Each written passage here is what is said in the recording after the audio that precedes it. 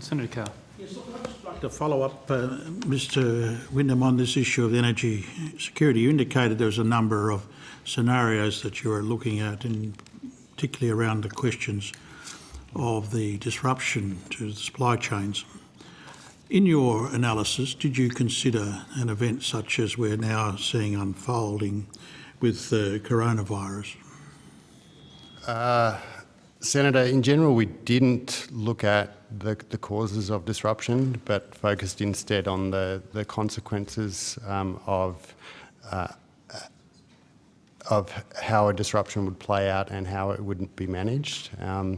We did look at a scenario in which all fuel supply to Australia was stopped, and there are a range of different circumstances, although incredibly unlikely, that could potentially lead to that type of scenario. And given that you've indicated North Asia is one of those scenarios, a disruption to supply from North Asia, and the circumstances are now developing in South Korea, it may come to pass that we do have a serious disruption to energy supplies. Is it not the case?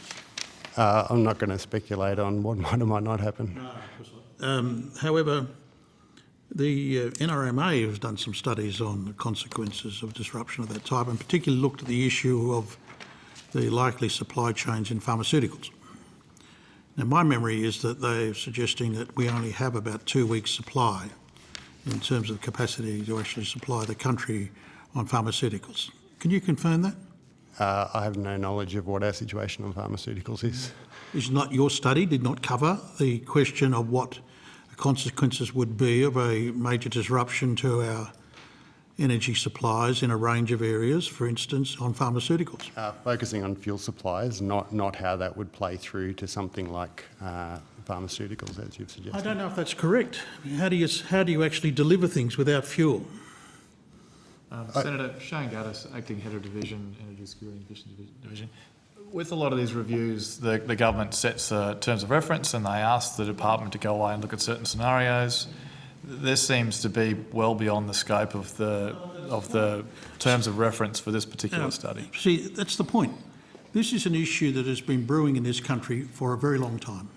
You've indicated you're having some trouble getting the government to actually move beyond the original timetable that yourselves were asked to complete. Now, the NRMA, as one and a number of other bodies, have undertaken serious examination of these issues and point to the consequences at the householder level. And one of those is the question about the capacity to actually supply our hospitals, supply our pharmaceutical to individuals. Is, of course, in a whole range of our factories, our supermarkets, there's food supplies, all of which depend upon our transport systems. And you're saying that your study doesn't go to those issues? Senator, with respect, the government set the terms of reference for us to go and do our piece of work.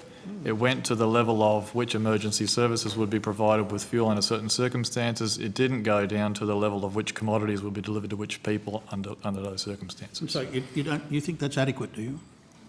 As I said, Senator, that's seeking an opinion from the official. Exactly. So, Minister, do you regard that as adequate?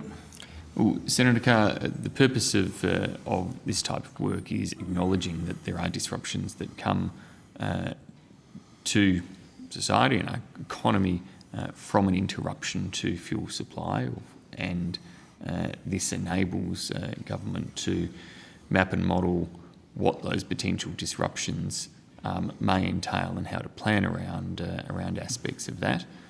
Now, you can argue about how far into resilience measures need to be assessed, and the fundamental point of this type of work is to actually try to build a higher level of resilience to those disruptions rather than micromanaging the end consequence of them.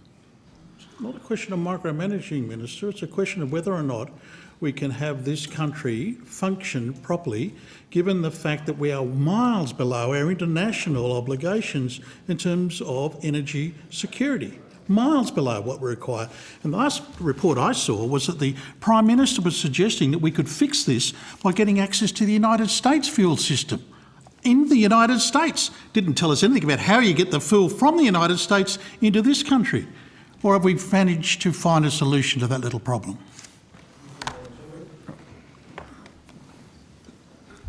Senator, I could touch on the IEA compliance issue if you'd like.